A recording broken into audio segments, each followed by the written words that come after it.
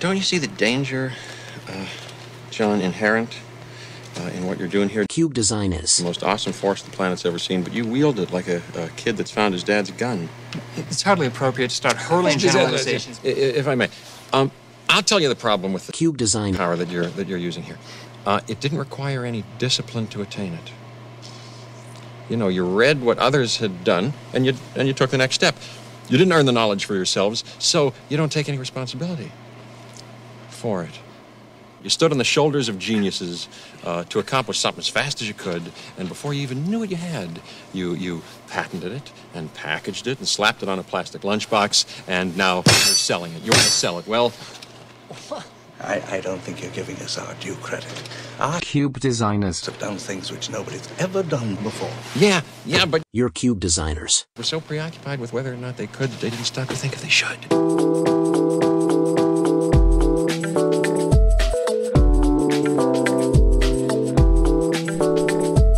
All right. Are you ready to go now? I'm ready. Great. Then welcome to another episode of Lucky Paper Radio. My name is Andy. I'm here, as always, with my co-host, Anthony, Supper Club MVG Maddox. MVG? Most valuable guest. I mean, MVP doesn't make sense. Okay, Because you're not okay. playing at a supper club. We'll see. I mean, this reminds me of a bit they have on one of my favorite podcasts, Cooking Issues, where people don't know it, but they're playing in the House Guest Olympics, and they have events like, did they bring a bottle of wine? Did they offer to help clean up? Other very funny bits. Yeah, what else? I got to know what else. That's the only two I I'm can taking think of. notes over here. Wine specifically, huh? Uh-huh. Good bottle of wine. Oh, dear. Well, what if they don't even know how to identify a good bottle of wine a priori?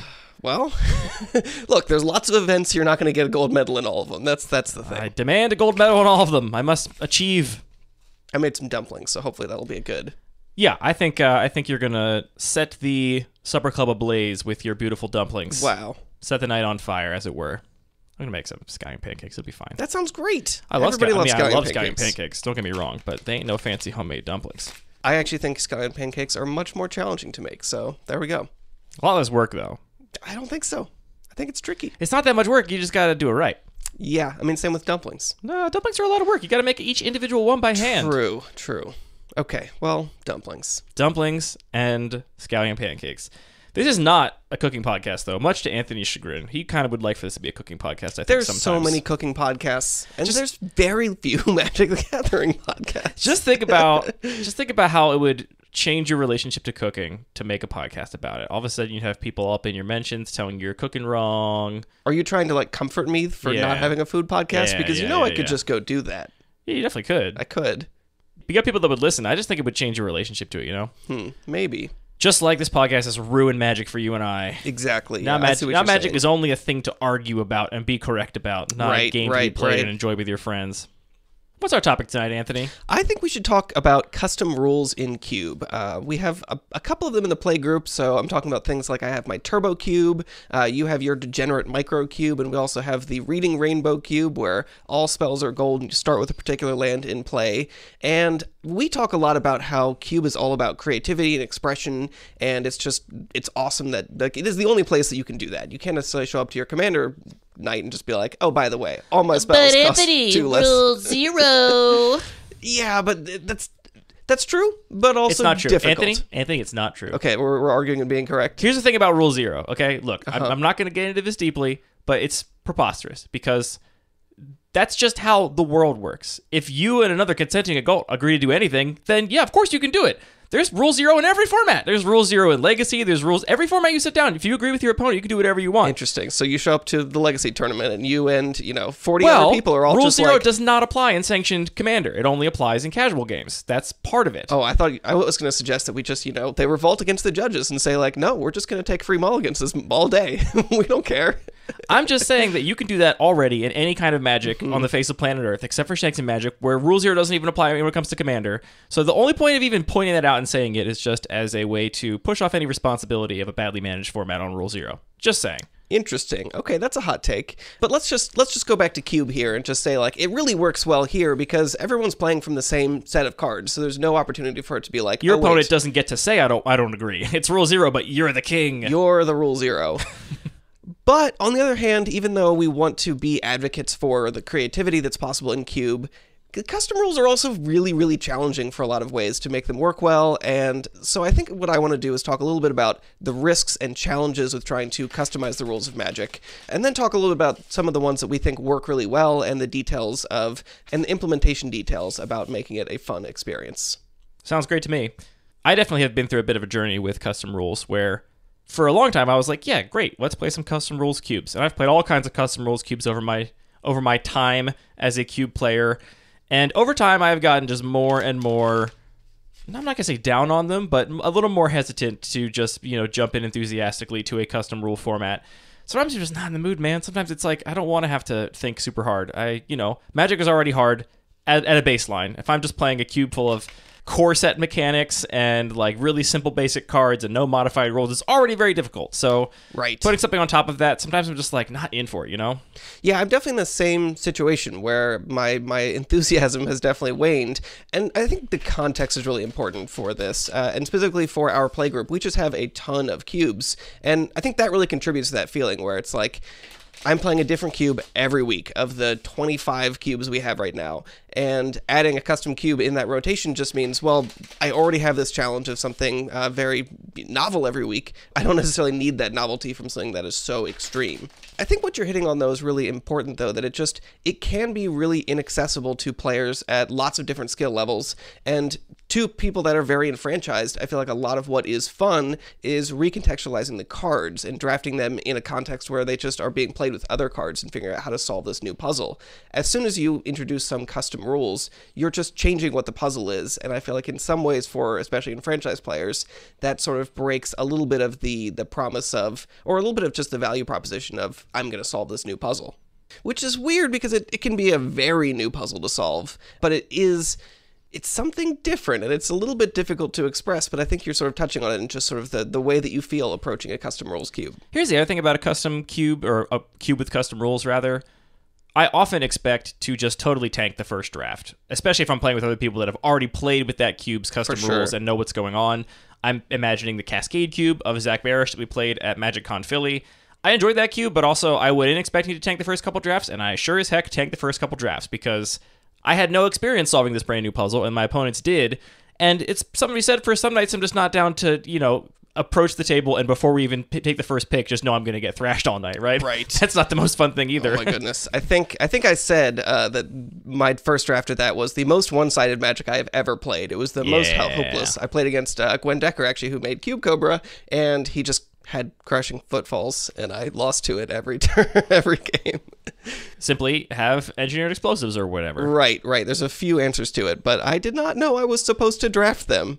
So there is just this challenge in that a custom rules cube can be a little bit of a added friction to experienced drafters.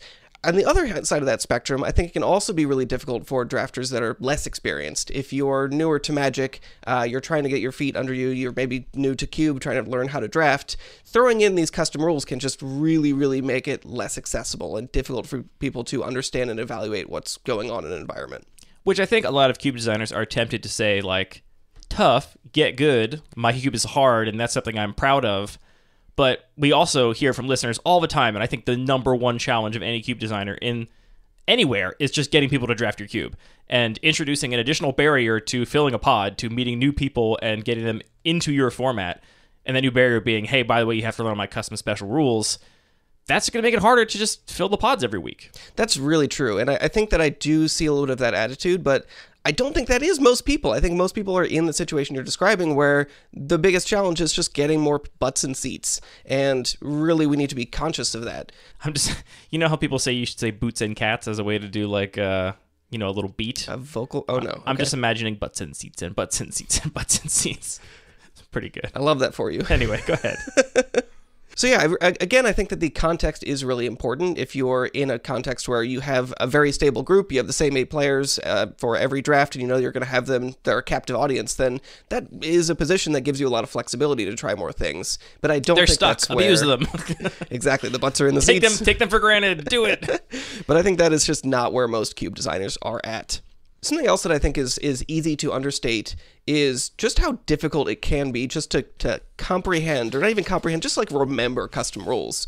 I know before every draft we have of a cube, usually the cube designer has a little bit of a speech, and maybe there's some notes on themes and strategies, stuff to look out for during the draft, as well as just like logistical stuff, like the basics are over here, here's the tokens. After the draft, make sure you hand me back, your deck and sideboard facing each other, or pull the basics out, whatever sort of these 5 or hopefully not more than that kinds of like points to keep in mind.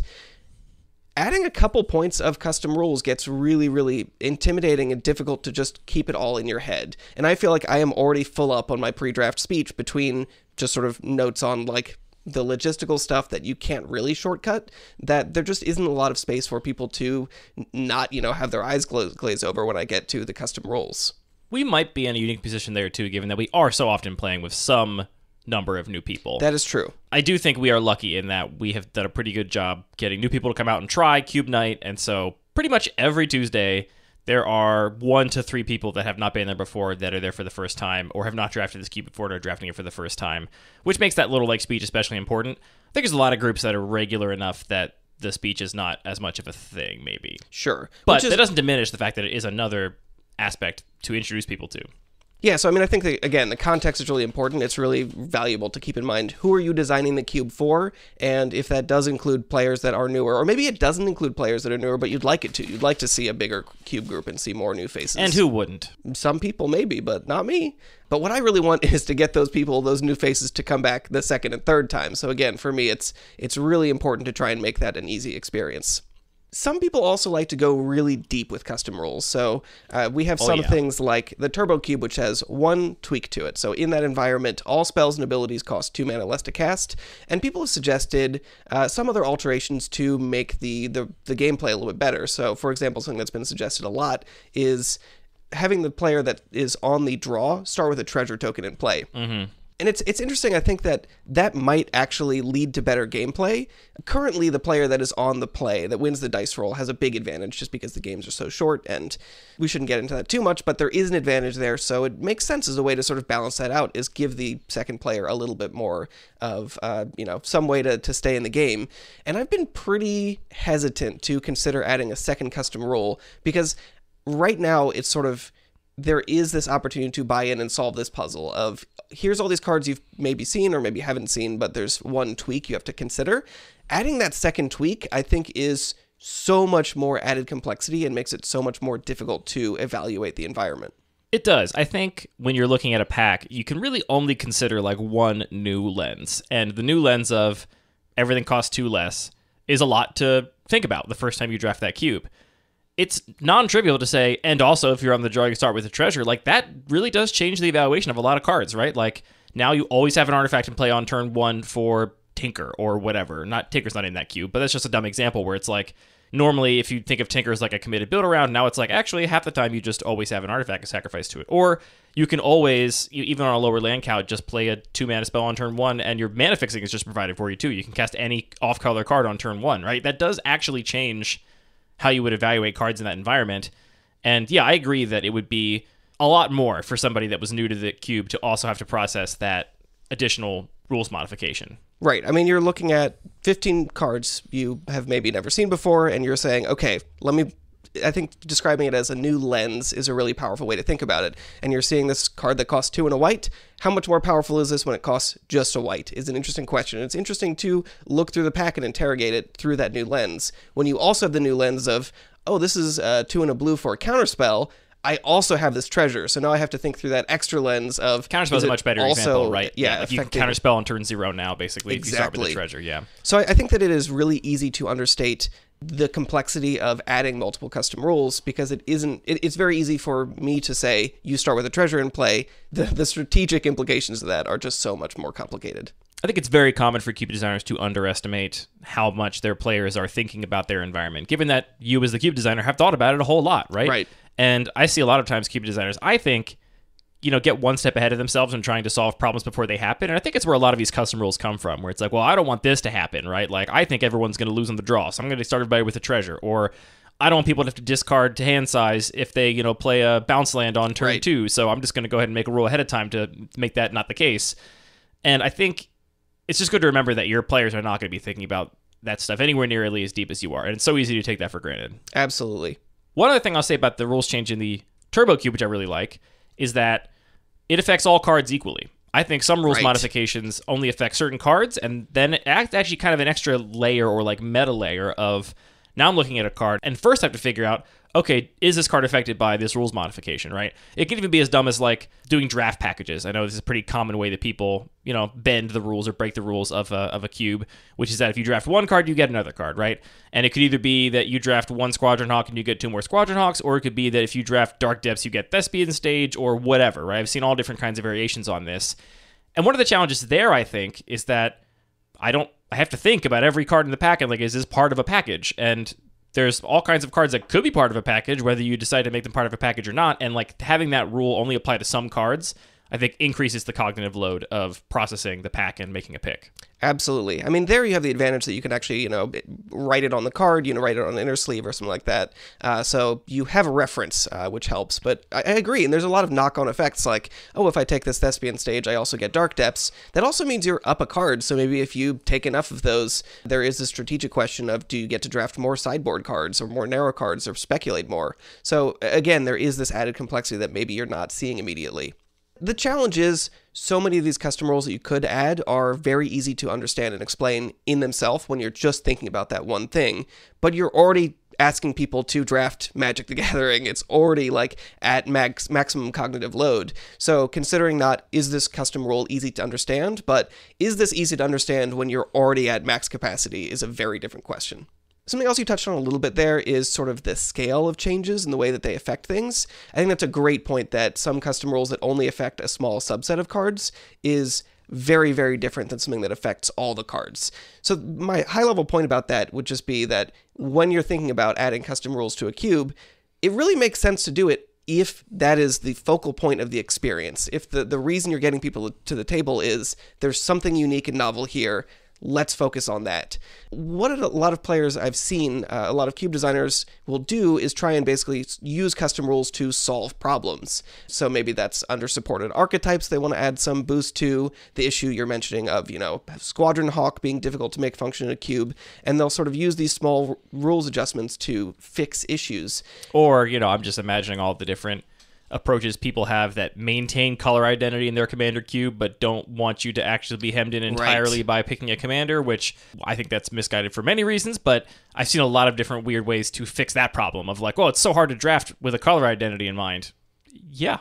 It is. Maybe don't. maybe we could remove rules instead. Yeah, and that, I think it just, again, when it is not the focal point, when it is something that is only affecting, even if it's affecting 40% of the cards, that still means I have to sort of parse out, or it's not the thing that is at the front of my brain. It's not like the Turbo Cube where I am thinking about this with relation to every single card. Mm-hmm. It's, oh, I've ignored this for a pack. 2 packs I've gone through that I've looked at in this draft didn't have cards that were relevant to this custom rule. I'm now going to forget about it. And that adds a lot of difficulty. And that might also sound dumb, right? Like, I can definitely imagine some people listening saying, like, well, if you're just going to be a bad drafter and not remember the rules, then I can't help you. But, I mean, all of us have gotten to pack 3 in a normal draft and forgotten a card we had taken in pack 1 that actually has some, like, powerful synergy with a card we saw in pack 3 that we just overlooked. Like, we've all been there. And if you're listening and saying you haven't been there, you're lying to yourself. You've been there. It's happened to all of us. And so adding custom rules on top of that is, I mean, you're looking at a hard pick and you just overlook the fact that actually this custom rule affects one of these options, or it's a third option I'm not even considering, right? I open the pack, I see 2 bombs, and there's actually a third card that if I were to process the whole pack more carefully and remember that rule, I might remember that actually that third card's better than these 2 I'm looking at, but it's a lot of information to process all at once. Right. One player in our local group, Max, designed a cube where he had a couple of these small changes, and I think it was actually like a really valuable lesson for the whole group, and he's ended up... I mean, for me too, right? Like, I think that was... And Max has rolled back on almost all those rules changes, I believe, which I'm really glad he did it, because I think we all learned, like, that actually was harder than we expected to. We're all very experienced with cube, with drafting, we do this all the time, and yet it felt overwhelming to have just a couple little tweaks here and there that just add up to...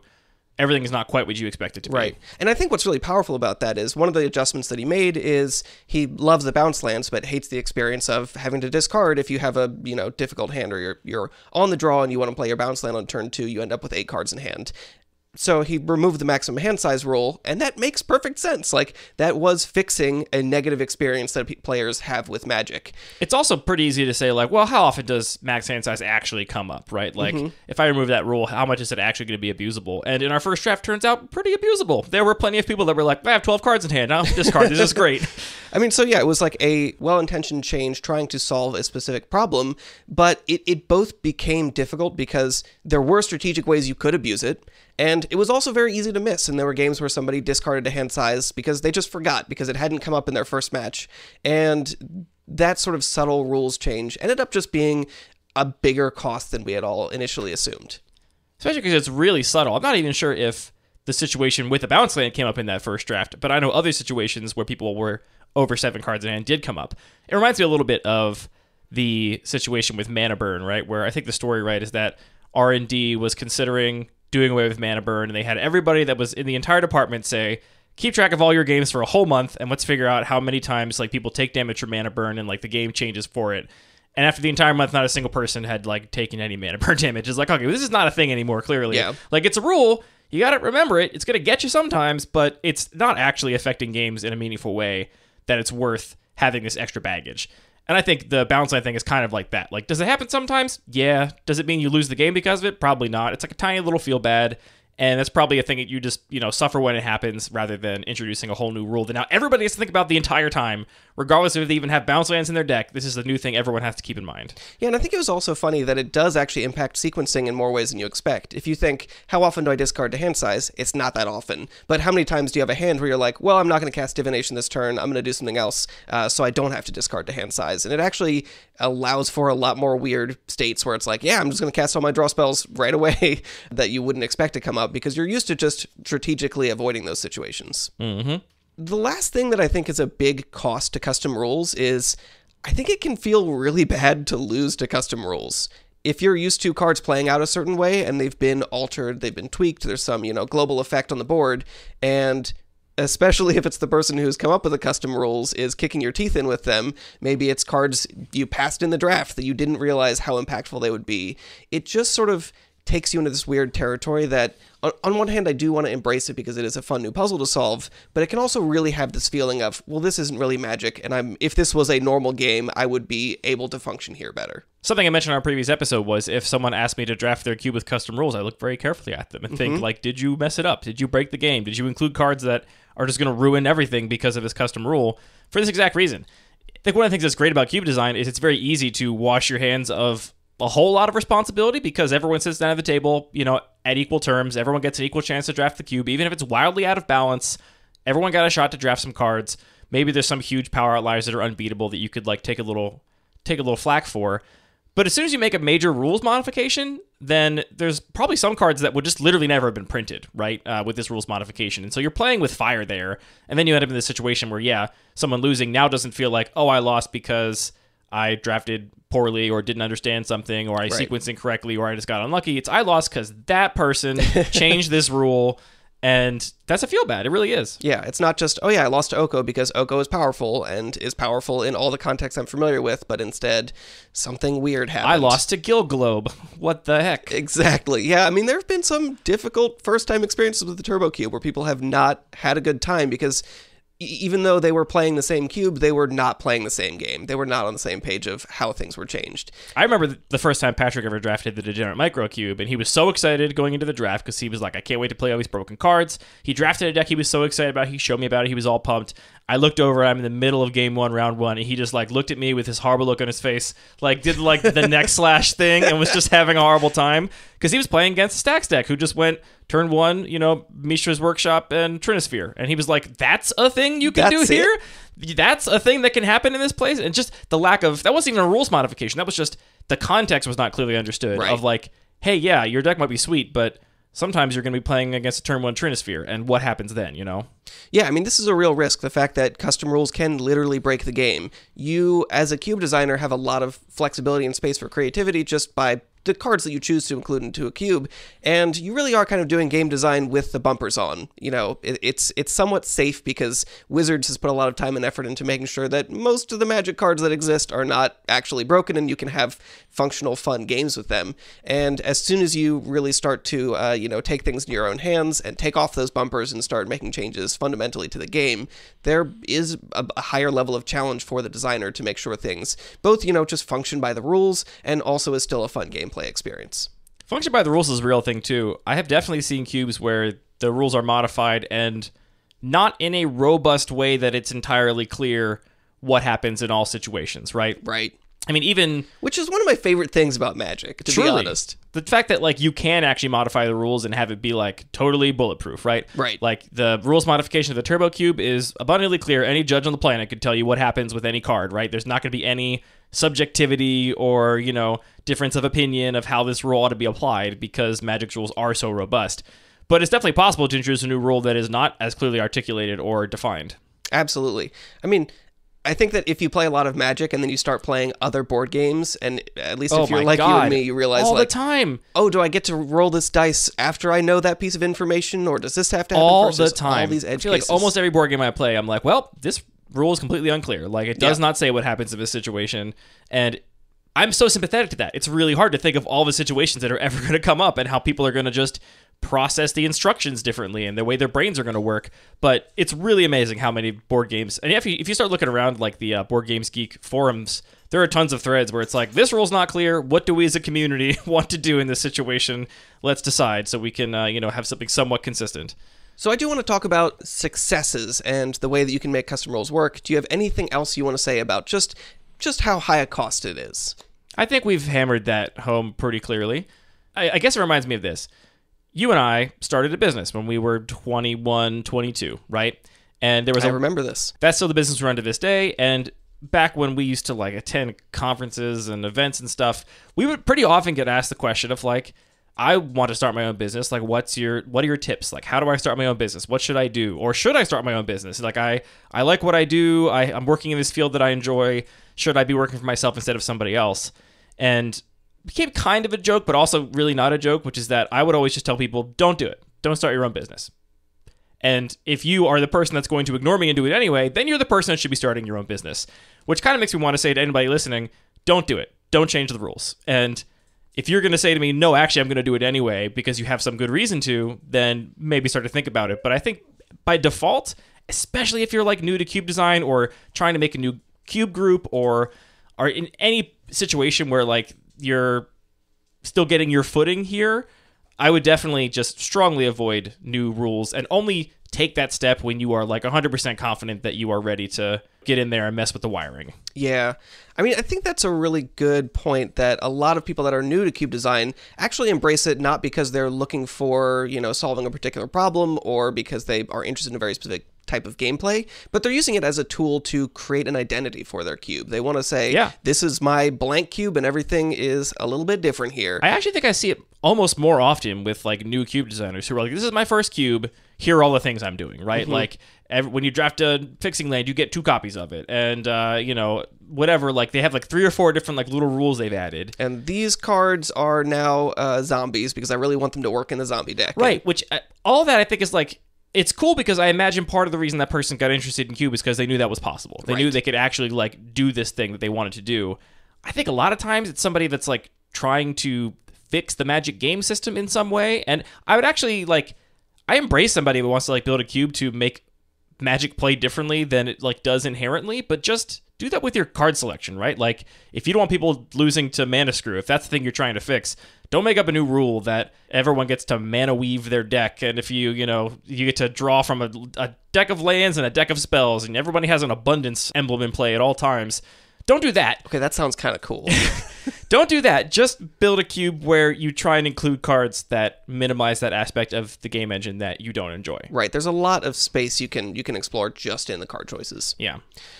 All that being said, custom rules cubes can be a lot of fun. It is awesome. Some of my favorite cube experiences. A very unique, novel experience. But I think that really the way to make it work is make that rules modification the centerpiece. Make it not just an afterthought or something else to keep in mind. It should be the name of the cube. It should be the name of the cube, and it should be the focal point that people are showing up for. So the Cascade cube by a friend of the show, Zach, is, I think, a great example of this, where there is a simple rules change. The first spell you cast each turn has Cascade. And this is based on an enchantment that exists, so you can look at the card. There's full rule support for it. There's no ambiguity. So that one is a lot more complicated. It's worth noting. Like, Zach has a little like cheat sheet of how Cascade relates to mechanics, because I definitely did not know a good chunk of them. Yes. At the moment I first, like, what happens when you adventure something? Like, you cascading based on the mana value of the thing in the top right of the whole card? Are you cascading based off the mana value of the adventure side? Like, there's a lot of things like that, and Zach even has a cheat sheet to remind you of those things, and still it's like... I still asked him. Still have to check that cheat sheet and ask. So that's even a good example of, like, I think that cube is well-designed, well-constructed, well-considered, but also still shows how complicated it is to change a simple rule. You start with this emblem play. It's like, great, I know how that card works. That card works within Magic's game engine, but now the cube is packed full of cards that are meant to kind of abuse that, and a lot of those come from blocks that card was not printed in, and you just don't see those interactions very often. Yeah, but I still think that because it is the focal centerpiece of that experience, that's what you're showing up for, it doesn't feel as bad to lose to in the same way, because that's what you signed up for. You knew what you were getting into, and even though you probably expect, like you mentioned, that you're not going to do great the first draft because you have to sort of figure out how the environment works, you're prepared for that experience of something different. Yes. It's not like, you're going to draft my regular cube, and then I sit down, right before I open the first pack, you're like, oh, wait, by the way. So all cowards are warriors. That's how my cube works. Interesting. Okay. So I think having a clear purpose, making it the focal centerpiece of the experience is really powerful. I think it's also important, like we were saying, just not to do too much. If you can't have two things be the focus. That's not how focus works. It could be how focus works, but Nope, Anthony, stick by your guns. There is only one focus, and because it really does become exponentially more complex when you're trying to keep multiple new things in your head at once. I think another thing that is really important that we've also been touching on to making it work is just make it actually clear and understandable. Make sure you understand the rules nuances. Don't leave a lot of things ambiguous until things actually, until cards hit the table. Make sure it's clear enough that people know what's going on. And I think things like Zach's little cheat sheet, he actually has a card that explains a bunch of different mechanics, and, a little table that... It's still complicated, but it's a guide to help you a little bit. Having some sort of helpers like that can really go a long way to making the draft feel more manageable. And I'll go one step further. I make this recommendation a lot about regular cubes without rules modifications, but I think it's especially true here. Do your best to know all of the rules interactions of your own cube, which I think a lot of people don't do even with their normal cubes, because it can be hard to look at a whole list and figure out which cards interact in ways I don't understand. But especially if you're doing a rules modified cube, make sure that you know what happens in every situation, right? I had to do a whole bunch of reading about Lion's Eye Diamond, which is a complicated card in the rules because of the degenerate microcube, but I just wanted to make sure I knew, so if someone ever asked me what happens here with Lion's Eye Diamond, I could tell them what happened, because that card's complicated. So doing the same, making sure that you understand the rule clearly enough that you understand all the different possible interactions. There is a judges chat IRC, so if you want to check yourself and you want someone that knows what they're doing to take a look at it, you can post it over there. I'm not sure how they handle custom. I mean, they're probably, every time I've talked to a Magic judge, they're always really excited to solve a problem. Doesn't matter if the problem is reasonable or completely hypothetical. So I bet they'd be pretty amenable to dealing with your custom rules over there. Assuming you present the problem, clearly in a simple way, concise way. I agree. But yeah, I would just say make sure you know how the rule changes all the interactions in your cube. And if someone asks, hey, what happens when I do this? You shouldn't go, I don't know, Google it. Prior to the last CubeCon, I definitely did this for both the cubes that I had, because the Turbo Cube has some weird stuff going on, obviously, which was featured in that event.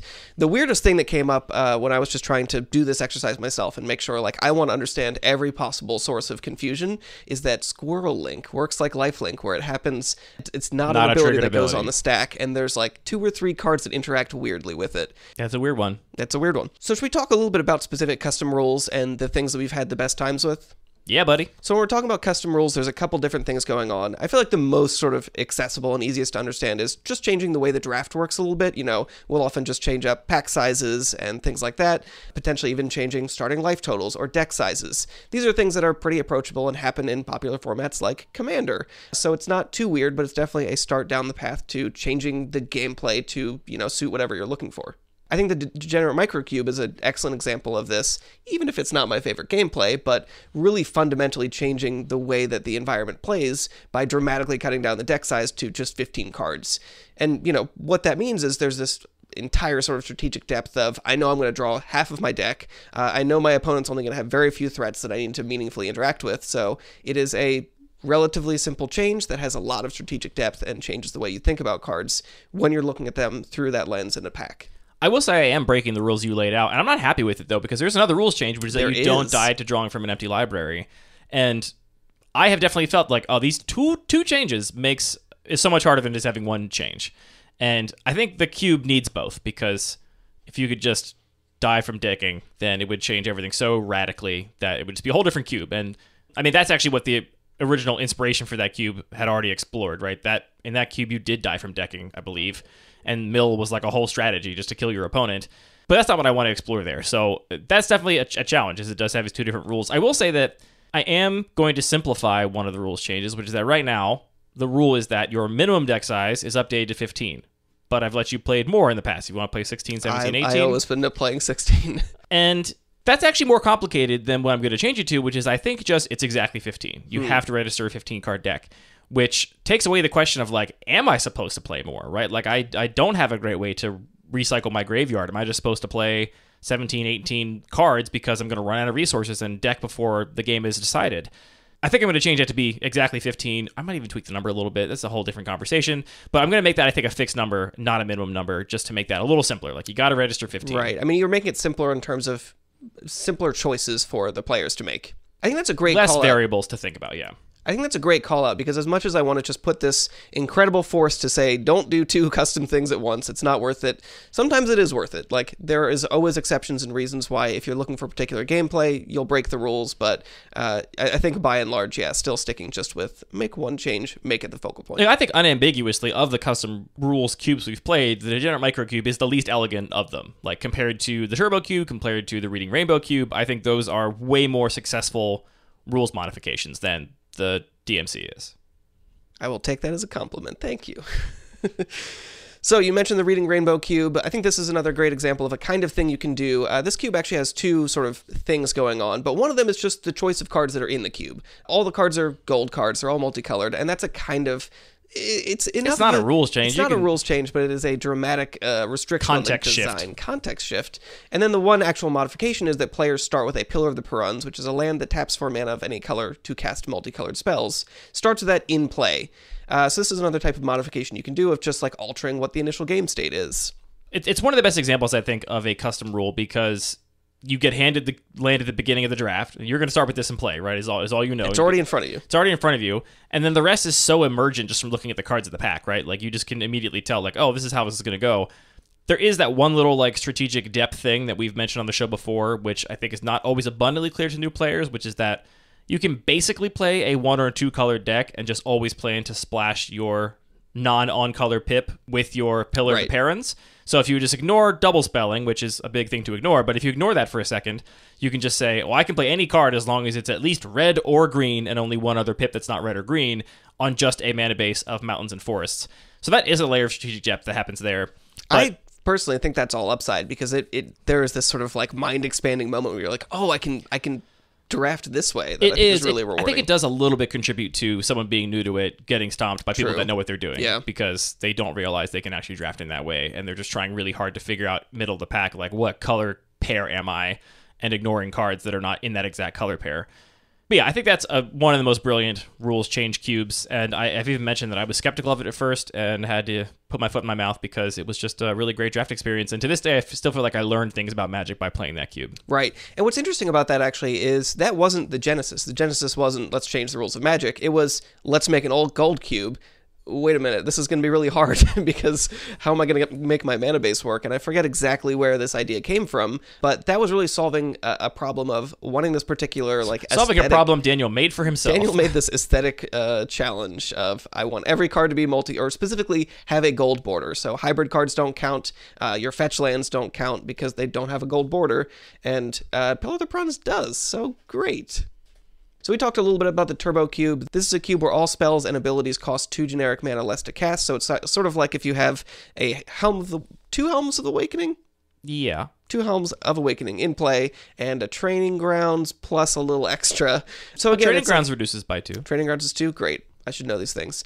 So similarly, it is playing in mechanical space that already exists through cards you can play normally, which means the rules are pretty easy to understand. And it really, I think, like you say, I think it is pretty successful because it affects cards in sort of a symmetrical way. And you, as you're opening up your first pack, do get to have the fun experience of, oh, this card is extremely powerful now, or this works slightly differently. Have you cut Drakehaven from that cube? Yes, I cut it as soon as we got back from CubeCon.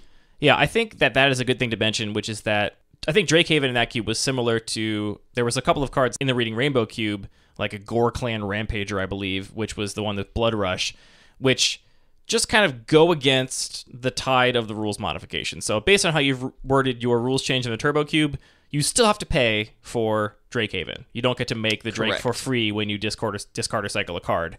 Which there are some other cards that maybe I should talk to some judges about this, but I'm just cutting Drakehaven, so it's not going to be an issue. But there are cards that, tax your opponent for, counter target spell unless they pay 3. I do want those effects to work, so I think that I didn't want to just continue to alter the rules or make the rules more flexible because I wanted to work. Whatever. The point is just that the card, when you look at it in the context of a bunch of other cards that are radically recontextualized, you think, well, this surely is also radically recontextualized. And it is in the fact that it costs only blue instead of 2 and a blue, but the actual rules text on the card, once it's in play, behaves exactly the same in a Turbo Cube and a regular cube.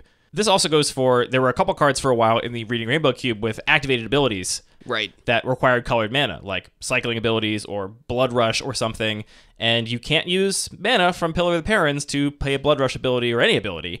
And I think Daniel has cut those cards because of similar reasons. People taking the Gore Clan Rampager and then trying to Blood Rush into being like, oh, actually, you can't do that. And so that's a really good thing to remember, that if you are making this rules modification, try not to include things that are going to trick your players into thinking that it's modified when it's not. Right, I mean, that's a great point that, like you said at the beginning, you can do a lot just with card selection. If you don't love counterspells and discard, you don't necessarily need to add custom rules that say spells can't be countered. Just don't include counterspells and problem solved. Similarly, if you do already have a custom rule, you can do a lot just with the card choices rather than making the rule more complex. So if there are edge cases that get weird, just cut the cards that would potentially be confusing there. You're not designing Magic from scratch. You're not hosting a tournament where people can bring any cards at all. You just need to make sure it makes sense with the set of cards that you're choosing to bring to the table. Are there any other custom cubes? We've mentioned a bunch already, but that you've just had a great experience with. I mean, I guess Desert Cubes would fall into this category, but it's kind of a different thing. I've enjoyed those. Other ones don't really spring to mind. I've played a lot more cubes with like radically different restrictions on card choices, or, radically different contextualization of cards, like, 2-colored cubes or monocolored cubes or the Devoid Cube or stuff like that. None of those are changing the rules, though. So, no, I don't think any others come to mind that I've played specifically, though I will say I was impressed and delighted with some of the rules modified cubes I've seen up for consideration in the CubeCon polls. Yeah, and I think that this is sort of a great sort of aspect of this community, even though we're being a little bit critical and hesitant about how much we're doing these kind of custom rules things. It also shows a tremendous amount of creativity, and it's exciting to see a bunch of these up for vote for the next CubeCon because they're just really cool and novel. Speaking of these cool cubes that people are submitting to CubeCon, a couple of them have been submitted to our Pack One Pick One inbox, including the Changeling Cube by Donald K. Magic, who we've actually already done Donald.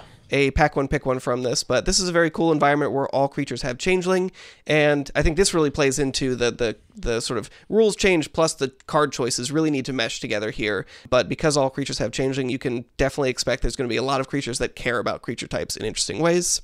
The designer of the Infinity Cube has also sent that in. This is a cube where players have infinite colorless mana at all times, so it's kind of similar to the Turbo Cube, but even turboer. I've been infinity minus 2'd up.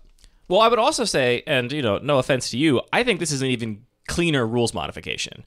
there's no opportunity for confusion around, like, can I pay for this with this discount? It's just like, no, you got it at all times. Like, anything that requires colorless mana, you can just pay for it. It doesn't matter how you're paying for it. But is there mana burn? So I was really impressed with that limitation. It was in a bracket with another cube that was very similar, except you basically had just a channel emblem and would allow you to pay a life for a generic mana at any time or a colorless mana at any time, which I thought was also really cool. Yeah, the channel cube feels like my brain is already heating up just trying to think of like how much do I want to actually use my life total as a resource when it is very literally just there, a resource I can use all the time. This one I don't think has been sent in to us, but they did call out the turbo cube in the introduction, so I think that it would be fine if we did a pack one pick one from that too. I think the channel cube and the infinity cube are close enough in their rules modifications that I'd be interested in doing a pack one pick one from each of those just to wrap this episode up. How does that sound? Well, that sounds great. Let's start with the channel cube. So again, just to be 100% clear, the rules modification is all players begin the game with an emblem that says pay 1 life to add a colorless mana, which is exactly what you can do during the resolution of Channel, the spell. It's where it gets its name. I am already in love with... During the resolution or during the entirety of your turn after the resolution of Channel?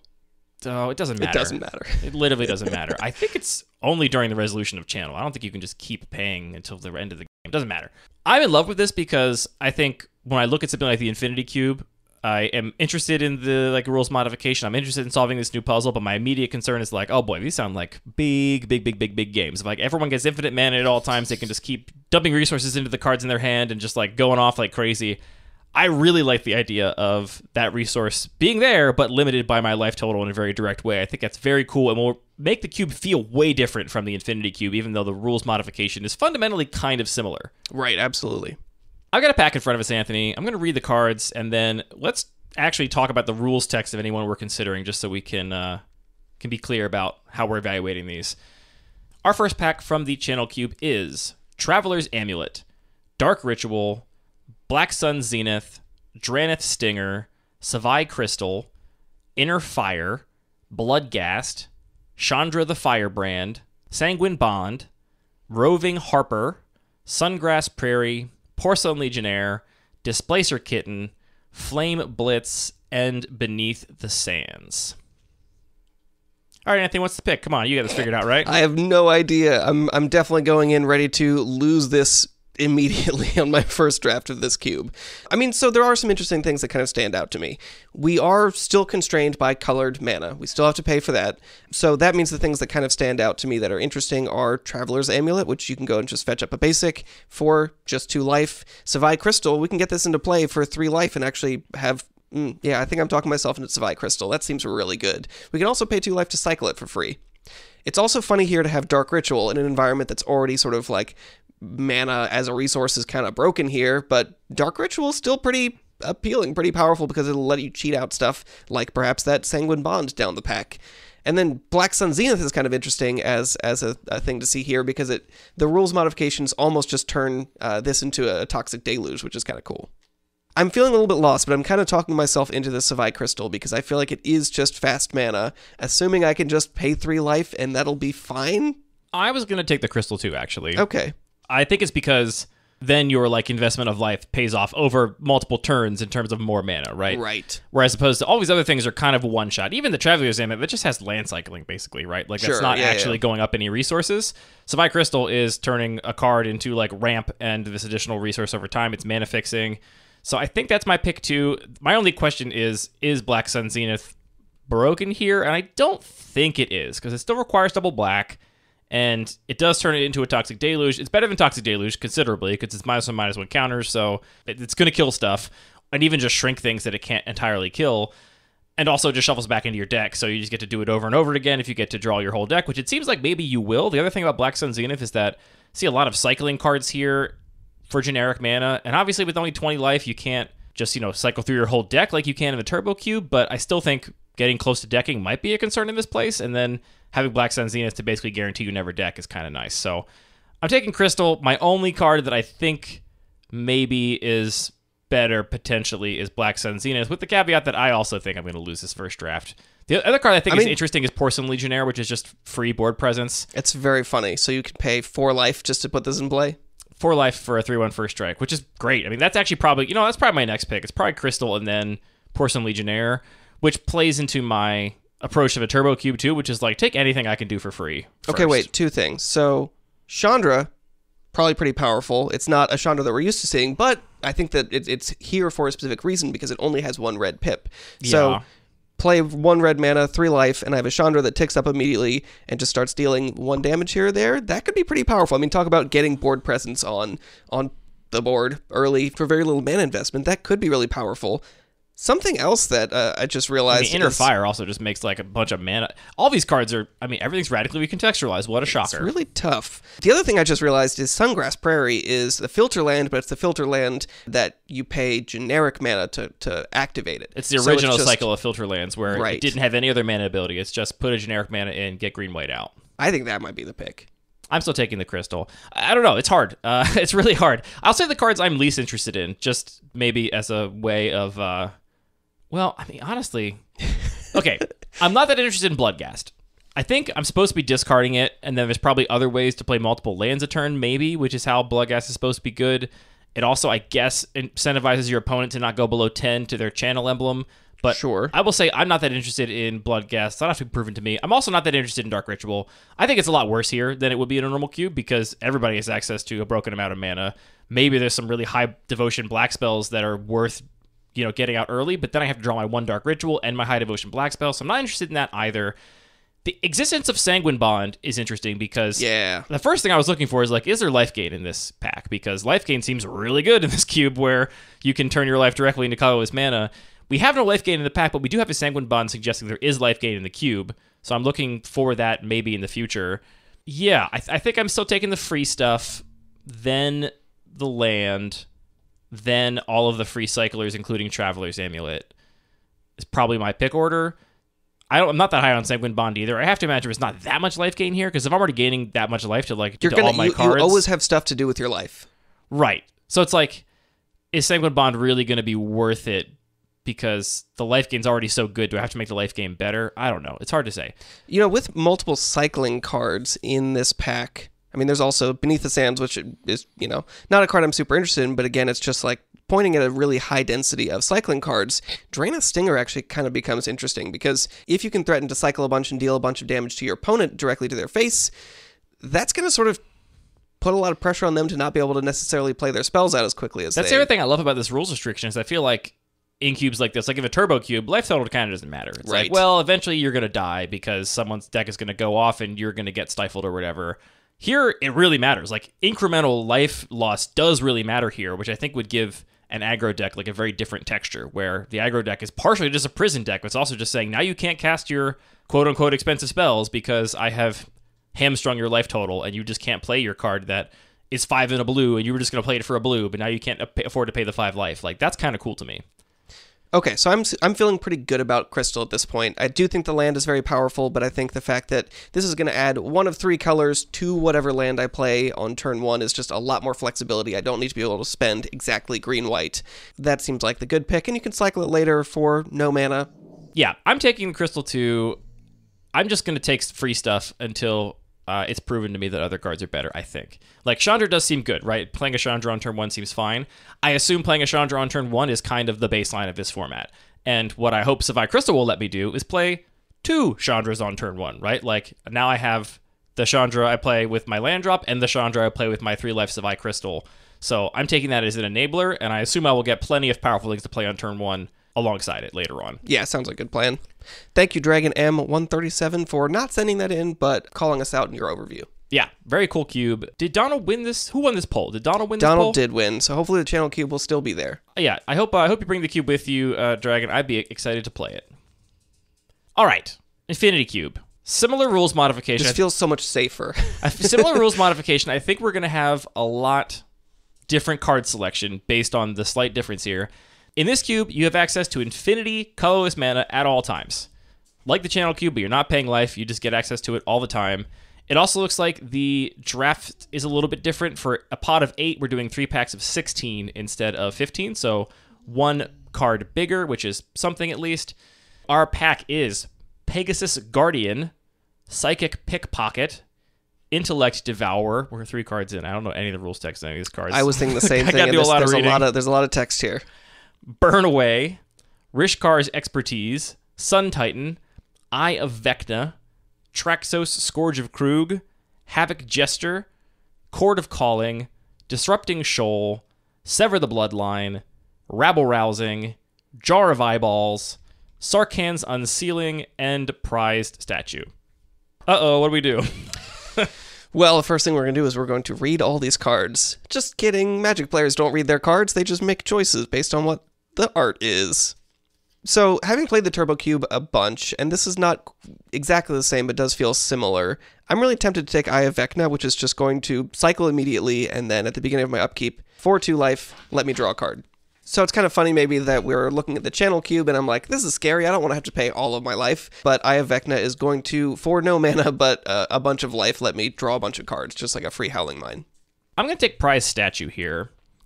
My thought process is similar to the last cube we talked about. We see Pegasus Guardian, Psychic Pickpocket, Intellect Devourer, Burn Away, a lot of things that Rabble have a Rousing, big generic Sarkhan's mana cost. Unsealing, Sever the Bloodline. These are all a decent-sized generic mana cost and then 1 single colored pip.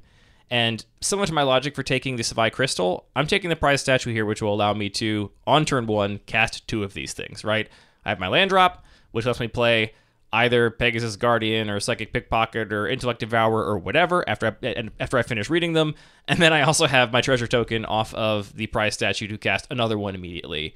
Basically, you're prioritizing value and I'm prioritizing tempo, right? Like the Eye of Vecna is going to be much better in a long game, but I'm kind of gambling on a broken start with a Prized Statue.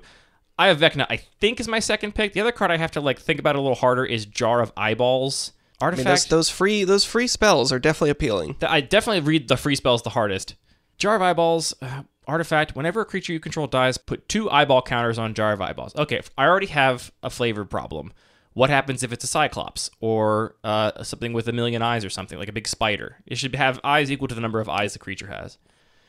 That would be broken in spider decks, is the problem. Pay 3 and tap it, by which I mean just tap it. Remove all eyeball counters from Jar of Eyeballs. Look at the top X cards of your library where X is the number of eyeball counters. Remove this way, put one of them into your hand, the other on the bottom of your library in a random order.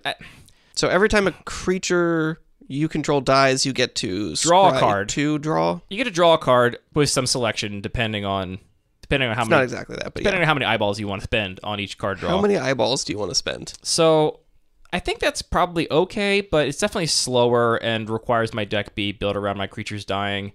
So I think it's just going to be Prized Statue for me. Okay, I'm actually going to change my mind. If this was my first draft of this... You're taking Sarkhan's Unsealing? I'm taking Sarkhan's Unsealing. That's the other card I was thinking about, for sure. Like, the ceiling on this card is very insane. You mean the unsealing? Like, this is the kind of card that I imagine I want to be playing this on turn 1 and then just dealing a ton of damage with a lot of other huge spells. Yeah, I mean, this is an enchantment for 3 and a red, aka just a red. Whenever you cast a creature spell with power 4, 5, or 6, Sarkhan's Unsealing deals 4 damage to any target. Already pretty big deal.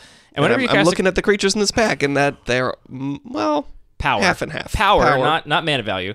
And whenever you cast a creature spell with power 7 or greater, Sarkhan's Unsealing deals 4 damage to each opponent and each creature or planeswalker they control. You just cast this for 1 red, and then you cast Traxos for free, and that's just going to be great. Yeah, see, my thing is that I want to do that and another thing on turn 1. I'm looking at that, and it does seem really good, but I expect there's probably a couple dozen cards in this cube that are as good as Sarkhan's. And maybe I'm wrong. Maybe that's just like the best card, and I'm like totally overlooking it. But based on what else is in this pack, a lot of these other cards are also really scary on turn 1, so I think I'm still taking the Prized Statue to let me double Scary Spell on turn 1, is my goal. Spooky. Spoopy. So yeah, I think these are all great examples of rules-modified cubes. Again, I think of all the ones we've talked about, my own rules-modified cube is by far the least elegant, the least approachable, and the least friendly to new drafters. Negative points to me. I should do a better job, but that's where I find myself. If I were to make a new rules-modified cube today, I would certainly start with different goals than I did with the Degenerate Micro Cube. Well, thank you to Crunch for sending in that cube. Hopefully it as well will be at CubeCon, even though it is not in the main event. Good time to remind everybody, we do have a form on our website where you can submit your cube for consideration for a Pack 1 Pick 1. We've got a long queue, but Anthony wrote a nice little algorithm that, decides based on time in queue and tries to give a little bit of favor to people who have been there for longer. So the earlier you get it in, the more likely that it'll be done on a future episode. We have been doing fewer Pack 1 Pick 1s recently just because we've had a lot of guests and other big topics, but we're going to try and get them in if people like them.